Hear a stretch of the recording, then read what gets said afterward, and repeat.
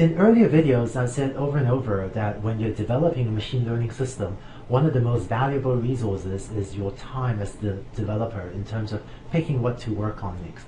Or if you have a team of developers or a team of engineers working together on a machine learning system, again, one of the most valuable resources is the time of the engineers or the developers working on the system. And what you really want to avoid is if you or your colleagues, your friends spend a lot of time working on some component only to realize after weeks or months of time spent that all that work just doesn't make a huge difference on the performance of the final system. In this video, what I'd like to do is talk about something called ceiling analysis. When you have a team working on a pipeline machine learning system, this can sometimes give you a very strong signal, a very strong guidance on what parts of the pipeline might be the best use of your time to work on. To talk about ceiling analysis, I'm going to keep on using the example of the photo OCR pipeline. And as said earlier, each of these boxes, text detection, character segmentation, character recognition, each of these boxes can have even a small engineering team working on it, or maybe the entire system is just built by you, either way. But the question is, where should you allocate resources? And which of these boxes is most worth your effort trying to improve the performance of? In order to explain the idea of ceiling analysis, I'm going to keep using the example of our photo OCR pipeline. As I mentioned earlier, each of these boxes here, each of these machine learning components could be the work of even a small team of engineers, or maybe it could be the whole system could be built by just one person.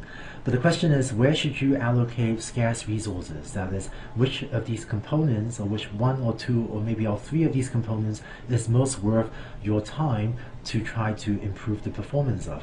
So here's the idea of ceiling analysis.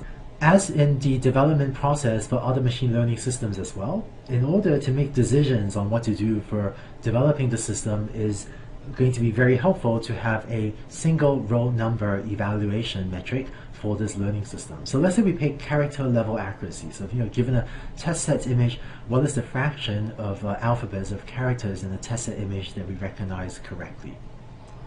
Or you can pick some other single row number evaluation metric if you want, but let's say that for whatever evaluation metric we pick, we get that we find that the overall system currently has 72% accuracy. So in other words, we have some set of test set images, and for each test set images, we run it through text detection, then character segmentation, then character recognition, and we find that on our test set, the overall accuracy of the entire system was 72% on whatever metric you chose. Now, here's the idea behind ceiling analysis, which is that we're going to go to, let's say, the first module of our machine learning pipeline, say text detection.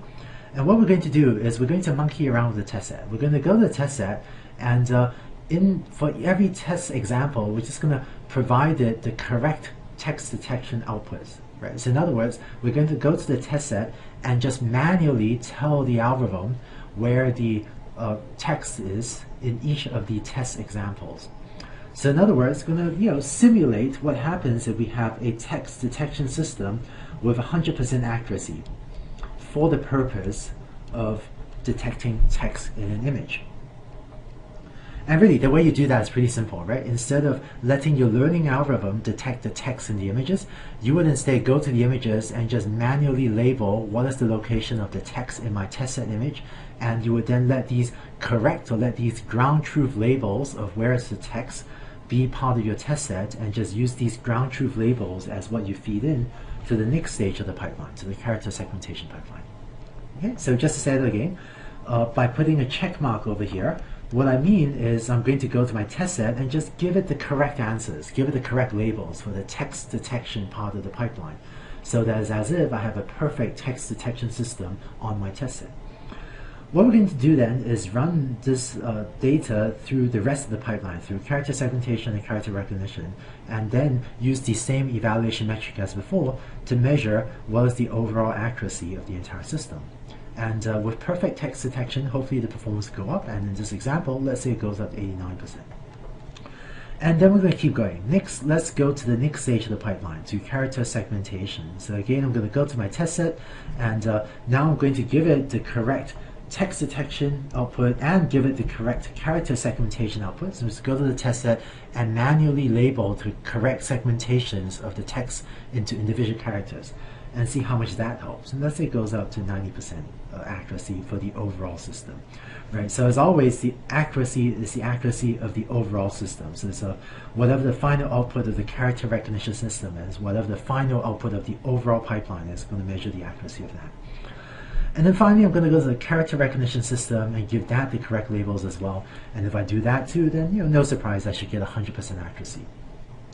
Now, the nice thing about having done this analysis is we can now understand what is the potential upside, the upside potential for improving each of these components. So we see that if we get perfect text detection, our performance went up from 72 to 89%. So that's a 17% performance gain. So this means that if we take a current system and we spend a lot of time improving text detection, that means that we could potentially improve our system's performance by 17%. It seems like it's well worth our while. Whereas in contrast, when going from text detection, when we gave it perfect character segmentation, performance went up only by 1%. So that's a more sobering message. It means that no matter how much time you spend on character segmentation, maybe the upside potential is going to be pretty small, and maybe you do not want to have a large team of engineers working on character segmentation if this sort of analysis shows that even when you give it the perfect character segmentations, your performance goes up by only 1%. So that really estimates what is the ceiling or what's an upper bound on how much you can improve the performance of your system by working on one of these components. And then finally, going from character, when we get better character recognition, the performance went up by 10%. So, again, you have to decide, is a 10% improvement, how much is that worth your while? But this tells you that maybe with more effort spent on the last stage of the pipeline, you can improve the system. You can improve the performance of the systems as well. Another way of thinking about this is that by going through this sort of analysis, you're trying to figure out, what is the upside potential of improving each of these components, or how much could you possibly gain if one of these components became absolutely perfect, and this really places an upper bound on the performance of that system. So the idea of ceiling analysis is pretty important. Let me just illustrate this idea again, but with a different example of a more complex one. Let's say that you want to do face recognition from images. So let's say you want to look at the picture and recognize, whether or not the person in this picture is a particular friend of yours, or try to recognize the person shown in this image. This is a slightly artificial example. This isn't actually how face recognition is done in practice, but I want to step through an example of what a pipeline might look like to give you another example of how a ceiling analysis process might look. So we have a camera image, and let's say that we design a pipeline as follows. Let's say the first thing you want to do is do pre-processing of the image. So let's take this image like I have shown on the upper right, and let's say we want to remove the background. So do pre-processing, the background disappears. Next, we want to, say, detect the face of the person. That's usually done with a learning algorithm. So we'll run a sliding windows classifier to draw a box around the person's face. Having detected the face, it turns out that if you want to recognize people, it turns out that the eyes is a highly useful cue. We actually, in terms of recognizing your friends, the appearance of their eyes is actually one of the most important cues that you use. So let's run another classifier to detect the eyes of the person.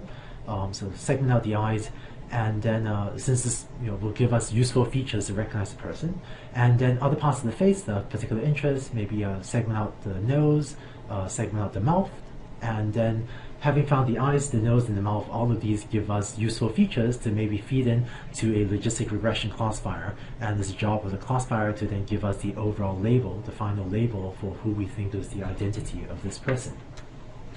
So this is a kind of complicated pipeline. It's actually probably more complicated than you should be using if you actually want to recognize people.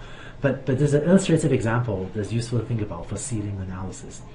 So how do we go through ceiling analysis for this pipeline? Well, we'll step through these pieces one at a time. Let's say your overall system has 85% accuracy. The first thing I do is go to my test set and manually give it the ground truth foreground background segmentation. So manually go to the test set and use Photoshop or something to just tell it where's the background, and just manually remove the background, so this is the ground truth background, and see how much the accuracy changes. In this example, the accuracy goes up by 0.1%.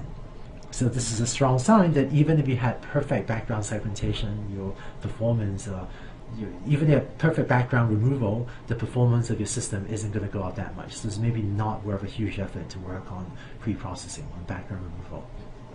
Then we can go to the test set, give it the correct face detection images, then again step through the eyes, nose, mouth segmentation in some order. Just pick one order. Let's give the correct location of the eyes, correct location of the noses, correct location of the mouth, and then finally if I just give it the correct overall label, I get 100% accuracy.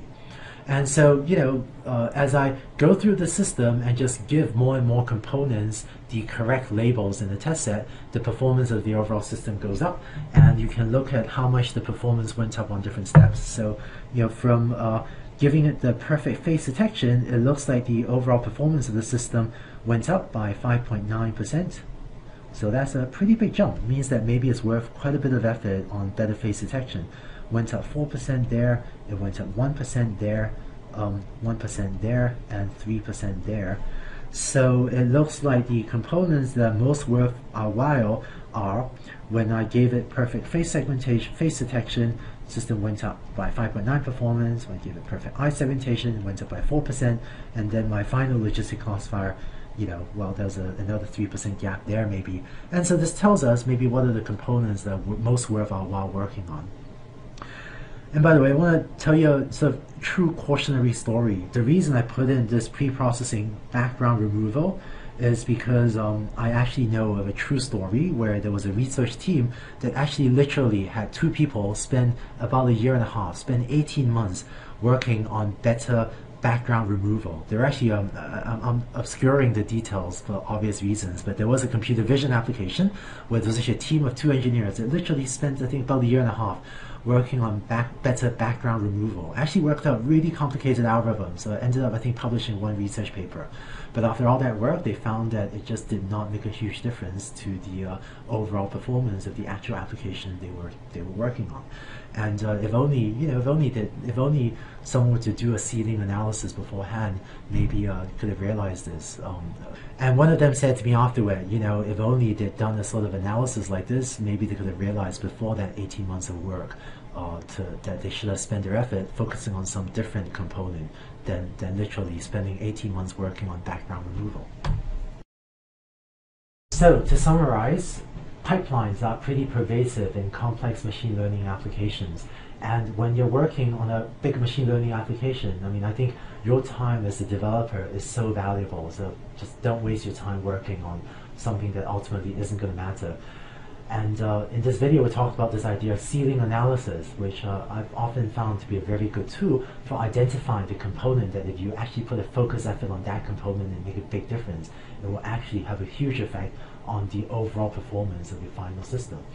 So over the years, working in machine learning, I've actually learned to not trust my own gut feeling about what component to work on. So very often, I've worked on machine learning for a long time, but often I'll look at a machine learning problem and I may have some gut feeling about, oh, let's jump on that component and just spend a lot of time on that. But over the years, I've come to even trust my own gut feelings, or learn not to trust gut feelings that much.